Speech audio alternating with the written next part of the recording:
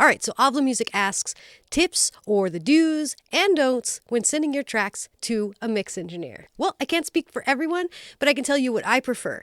And it's pretty common stuff. First thing that you want to do is you want to make sure that all of your tracks are labeled properly. This particular song is massive. There's a lot of tracks here. And as you can see here, they're all labeled properly. Next, you want to make sure that nothing is clipping. So if you look at every single one of these tracks, you'll notice an appropriate amount of headroom above each track. Next, you want to make sure that all of the vocals are completely dry. There's no reverb, EQ, compression, nothing on there. If you have pre-tuned your vocals, you may leave that on, but all other effects need to go off.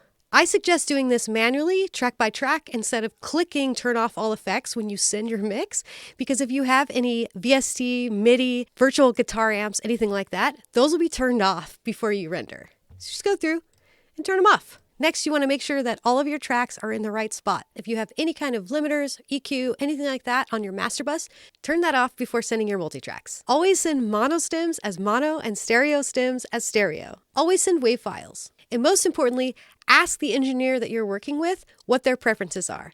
They should be more than happy to send you an email explaining how they prefer you to send them the tracks. If they don't and complain about this, their customer service isn't great, and maybe you should consider working with a different engineer. I hope this helped you.